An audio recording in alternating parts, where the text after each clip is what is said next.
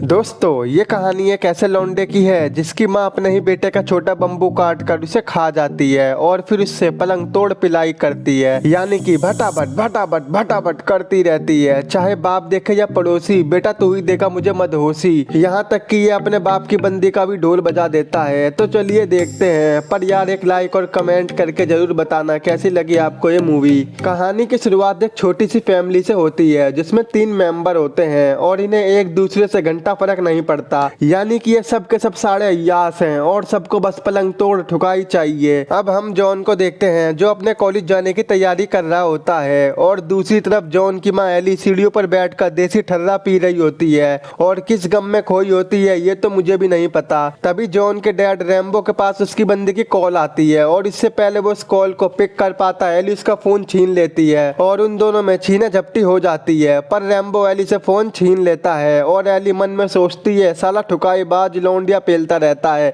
और वो रैम्बो में खींच के रैपट मारती है। जॉन भी ये सब देख रहा था लेकिन उसे इन सब से घंटा फर्क नहीं पड़ता। वहीं रैम्बो जल्दी से अपनी बंदी की दुकान पर पहुंच जाता है जिसे वो अक्सर पेलता रहता है। रात को रैम्बो अपनी बंदी के साथ डिनर करने जाता है, पर उसी रात जब जॉन कॉलेज से घर आ रहा था तो वो भी अपने बाप को आस्कीबाजी करते हुए देख लेता है जिसकी आंखें फटी की फटी रह जाती हैं। अब अपने बाप का पीछा करते करते ये उनके घर पहुंच जाता है जहां वो दबा दबा के भटाभट भटाभट भटाभट कर रहा होता है। वहीं सड़क के दूसरे किनारे पर खड़े होकर जॉन की माँ भी खुल्लम खुल्ला भटाभट भटाभट देख रही थी। दरअसल उसे भी रैम्बो का अफेयर के बारे में पता था और इसी वजह से डेली उनके घर में झगड़े होते रहते थे। इसीलिए अपना बदला लेने के लिए जॉन की माँ उस लड़की के घर जाकर उसका कांच तोड़ देती है और कहती है मेरे पति को पेलेगी ना, झेल पाएगी ना पेल पाएगी, ऐसा कर दूंगी। अपनी सौतन का ये रूप देखकर उसकी फटके 64 हो जाती है। वहीं रात में जॉन वो सब देखने के बाद सो नहीं पा रहा था, उसे बस ठुकाई ठुकाई नजर आ रही थी, इसीलिए वो अपना बकोटा नचाने लगता है। लेकिन तभी एली उसे ऐसा करते हुए देख लेती है और उसे और गुस्सा आने लगता है। वो सोचती है वहाँ बाप माँ को छोड़कर बंदी पे ले, यहाँ ये झोपड़ी का मुट्ठी पे ले। तो वो गुस्से में रामपुरी चाकू उठाकर अपने पति रैम्बो के रूम में जाती है और उसका बकोटा काटने ही वाली होती है कि तभी रैम्बो की नींद खुल जाती है। ओहो तू मेरा बकोटा काटेगी, चल पर रेगू। लेकिन एली रैम्बो के बकोटे को काटने की बहुत कोशिश करती है पर वो काट नहीं पाती। तो वो गुस्से में जॉन के कमरे में जाती है और उसका बकोटा काट देती है। अब अपने बेटे की चीख सुनकर रैम्बो की फट जाती है। वो सोचता है कहीं एली ने जॉन का बकोटा तो नहीं काट दिया। वो तुरंत जॉन के रूम में आता है जहां वो देखता है कि सच में जॉन का बकोटा गायब है और वो दर्द से चिल्ला रहा होता है। वहीं हम एली को देखते हैं जिसकी नाक से रहट निकल रही होती है और जॉन का बकोटा उसके सीधे हाथ में होता है। ये देख रैम्बो कहता है साली तू तो बकोटा ही काट गई, चल झोपड़ी के ला जल्दी से जॉन का बकोटा दे ताकि मैं जल्दी से इसे चिपका सकूं, यानी कि इसकी सर्जरी करा सकूं। पर एली उसे देने की बजाय उसे खा जाती है। ये देखकर रैम्बो का पिछवाड़ा खुला का खुला रह जाता है। अरे दादा यूं तो बकोटा ही खा गई।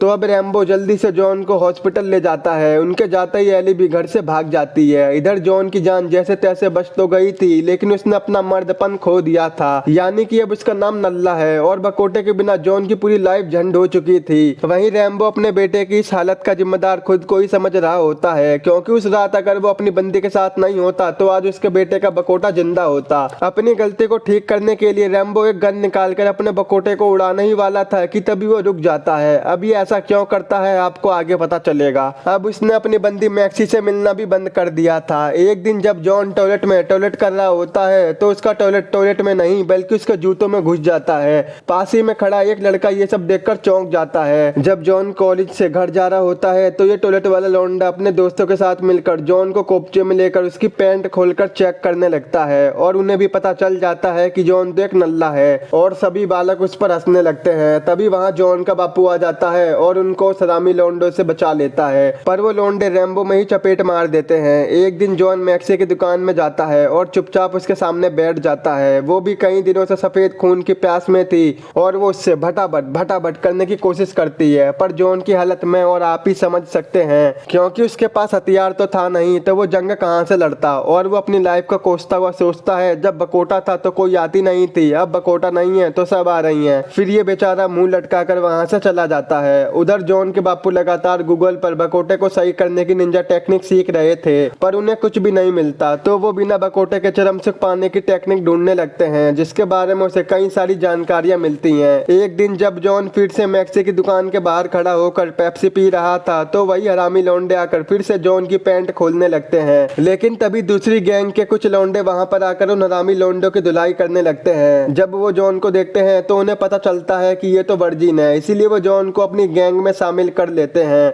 और अब वो उसे सिगरेट पीना सिखाते हैं। तभी उनमें से एक लौंडे की नजर मैक्सी पर जाती है और फिर सभी लौंडे मिलकर बारी बारी करके मैक्सी से मजे लेते हैं। और अब आखिरी में जॉन अंदर जाता है तो उसके पास तो कुछ करने के लिए था ही नहीं, इसीलिए वो ऐसे ही ऊपर ऊपर से कर देता है जिससे बाहर खड़े लड़कों को उसकी सच्चाई के बारे में पता ना चल सके। कुछ देर बाद पुलिस उन सभी लौंडों को और जॉन को पुलिस थाने में ले आती है। तभी वहां जॉन के फादर आकर पुलिस को बताते हैं कि जॉन तो नल्ला है, तो ये कैसे किसी लड़की को पेल सकता है। लेकिन पुलिस को उसकी बातों पर यकीन नहीं होता, तो फिर रैम्बो जॉन की पैंट खोलने लगता है। ये देख जॉन का दिमाग घूम जाता है और वो वहीं पर अपने बाप को मारने लगता है। ये देखकर पुलिस वाले जबरदस्ती जॉन को चेक करते हैं और उन्हें भी पता चल जाता है कि हाँ, जॉन तो सच में नल्ला है। वहां पर मौजूद सभी लड़के ये देख जोर जोर से हंसने लगते हैं। अब कुछ दिनों के लिए जॉन को जेल में बंद कर दिया जाता है। रैम्बो एक बार फिर अपना रिवॉल्वर निकालता है और फिर से खुद को मारने वाला होता है, लेकिन आज भी वो बंदूक नहीं चला पाता और जोर जोर से रोने लगता है। फिर वो दोबारा अपना लैपटॉप खोलता है और फिर से बिना बकोटे के चरम सुख लेने की जानकारी लेता है, जहां पर इसे पता चलता है कि किसी को याद करते समय अगर बॉडी पर स्टोन रगड़ा जाए तो उस केस में चरम सुख की प्राप्ति हो जाती है। तो रैम्बो सबसे पहले खुद पे आजमा के देखता है और उसे चरम सुख की प्राप्ति हो जाती है। भाई आप लोग मत करना, दूरी रहना ऐसी चीजों से, ये सब शायद फेक है। अगले दिन जेल में जाकर रैम्बो इस तरकीब के बारे में जॉन को बताता है, लेकिन उसे विश्वास नहीं होता। रात में जब जॉन मैसी को याद करके अपने हाथों पर पत्थर रगड़ता है तो उसे भी चरम सुख की प्राप्ति हो जाती है। जेल से निकलने के बाद जॉन मैसी के घर जाकर उससे माफी मांगता है, लेकिन मैसी गुस्से में उसकी पीठ में चाकू घुसेड़ देती है। फिर इसके बाद ये दोनों भटाभट करते हैं। अगले दिन मैसी उसी लड़के के आने का वेट करती है जिसने सबसे पहले मैसी के साथ जबरदस्ती की थी।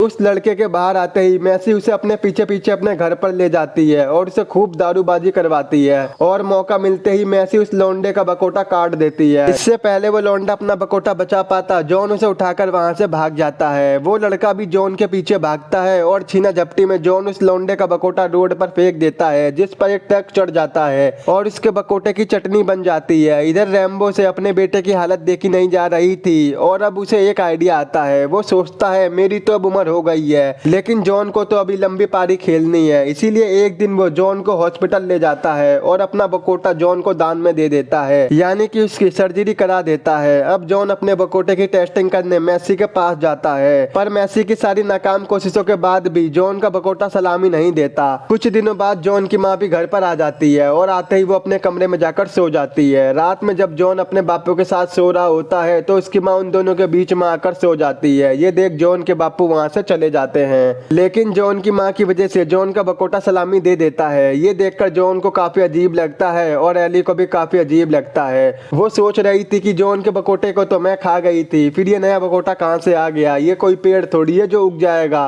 तभी वो अपने पति को चेक करती है तो वो देखती है कि उसका बकोटा तो उसकी जगह से गायब है। अब जॉन को लगने लगा था कि उसका बकोटा जिंदा हो गया है और वो उसकी टेस्टिंग करने के लिए फिर से मैसी के पास जाता है और इस बार भी जॉन का बकोटा सलामी नहीं देता। अब जॉन को समझ में नहीं आता कि आखिर मेरे साथ ये हो क्या रहा है। रात को जब जॉन घर पर सो रहा होता है तो इसके रूम में एली आती है, जहां वो दोनों इंटीमेट हो जाते हैं और रैम्बो भी उन्हें देख लेता है। इसीलिए वो गुस्से में आकर जॉन के रूम में जाकर उसका बकोटा काटने लगता है, लेकिन एली उसे पीछे से पकड़ लेती है, पर फिर भी वो कोशिश कर रहा था। देर रात गोली चलने के बाद से जॉन की नींद खुल जाती है तो वो वहां जाकर देखता है कि उसके मॉम डैड ने खुद को गोली मारकर सुसाइड कर लिया है। ये देख जॉन को समझ में नहीं आता कि वो क्या करे। तभी वो पास में ही पड़ा रिवॉल्वर उठाता है और उससे अपने बकोटे को काट लेता है और यहीं पर ये मूवी खत्म हो जाती है। दोस्तों ये मूवी काफी अजीब है, इसमें कोई भी कैरेक्टर बोलता नहीं है, ये आप देखोगे तो खुद ही समझ जाओगे। अगर आपको मेरा एक्सप्लेन पसंद आया हो तो एक लाइक और कमेंट करके जरूर बताना। मूवी डाउनलोड करनी है तो टेलीग्राम पर अवेलेबल है, आप वहां जाकर डाउनलोड कर सकते हो।